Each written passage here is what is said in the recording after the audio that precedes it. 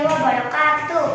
Hai Sobat Literasi, perbanyak literasi, perbaiki generasi, salam literasi. Perkenalkan, nama saya Davina, kelas 4B SDN Cinangka 1, Kecamatan Cilengkrang, Kabupaten Bandung.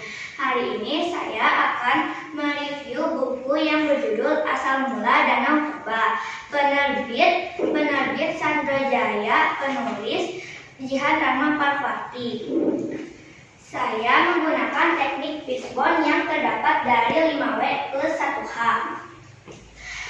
Zaman dahulu, hiduplah seorang pemuda yang bernama Toba. Ia hidup menyendiri di sebuah lembah yang subur. Dia bertani dan berladang untuk keperluan hidupnya. Terkadang ia juga pergi memancing di sungai yang airnya jernih dan banyak ikan. Suatu sore, pulang dari ladang, ia pergi memancing ikan di sungai tersebut. Hatinya gembira karena mendapatkan ikan yang besar. Sambil tersenyum gembira, ia membayangkan daging ikan itu saat sudah dimasak atau dipanggang. Karena hari sudah mulai senja, ia pun pulang ke rumah. Ikannya dia bawa ke dapur. Karena kayu bakar habis, dia mengambil kayu bakar keluar rumah. Setelah mengambil kayu bakar, ia kembali ke dapur.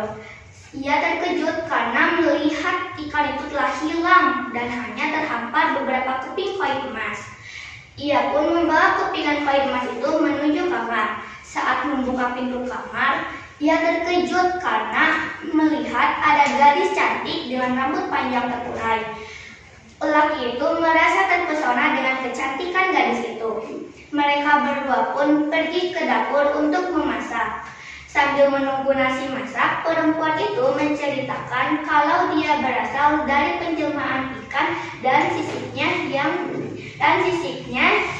koin emas itu yang berasal dari penjelmaan sisiknya. Setelah beberapa minggu mereka tinggal serumah, Toba melamar gadis itu. "Wahai adik manis, maukah kau menjadi istriku?" Perempuan itu pun menjawab, "Baik bang, asalkan abang mau bersumpah tidak akan mengungkit asal-usulku lagi." Toba pun bersumpah dan menikahlah mereka. Setahun kemudian mereka dikaruniai seorang anak laki-laki yang diberi nama Samosir. Karena terlalu dimanja oleh ibunya, Samosir menjadi pemalas dan sedikit nakal. Setiap kali dia disuruh untuk mengantarkan bekal, Samosir selalu menolak. Hingga di suatu hari, Samosir disuruh oleh ibunya untuk mengantarkan bekal lagi. Mulanya Samosir menolak, namun karena dipaksa oleh ibunya, Samosir mengantarkan bekal itu dengan kesal. Di tengah perjalanan, Samosir memakan sebagian besar nasi itu dengan lauk pauknya.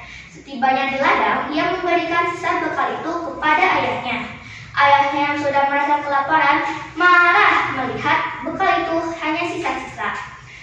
Kesabaran si ayah pun hilang. Ia pukuli Samosir sambil mengatakan, "Anak kurang ajar, tidak tahu diuntung, dasar anak keturunan perempuan ikan." Sambil menangis, Samosir pulang ke rumah untuk mengadukan hal itu kepada ibunya. Ibunya yang mendengar cerita Samosir merasa sedih sekali karena Toba telah melanggar sumpahnya.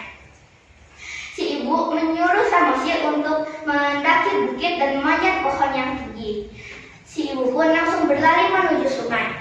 Di tepi sungai, kilat menyambar disertai bunyi guruh yang menggelegar. Si ibu pun langsung melompat ke dalam sungai dan berubah kembali menjadi ikan yang besar. Air sungai hujan lebat pun turun. Air sungai banjir dan meluap kemana-mana sehingga tergenanglah lembah itu. Toba yang berjalan pulang ke rumah mati tenggelam, sedangkan Samosir hidup di tengah pulau terpencil dengan makan seadanya. Air genangan yang sudah menenggelamkan lembah itu berubah menjadi danau yang besar, sehingga dinamakan oleh orang-orang Danau Toba. Dan pulau terpencil yang berada di tengah danau diberi nama Pulau Samosir. Demikianlah dongeng asal-usul Danau Toba. Pesan yang kita dapat dari cerita tersebut adalah kita tidak boleh menjadi pemalas, harus rajin bekerja dan tidak boleh melanggar sumpah. Kelebihan dari buku ini adalah sampulnya sangat menarik untuk saya dan di setiap gambarnya Dan di setiap halamannya terdapat gambar yang membuat saya lebih mengerti ceritanya. Kekurangan dari buku ini adalah di setiap halamannya hanya satu warna dan tulisannya yang kurang jelas. Burung dara, burung cendrawasih bisa dicari dulu di Papua. Sekian dan terima kasih. Semoga bermanfaat untuk kita semua. Wassalamualaikum warahmatullahi wabarakatuh.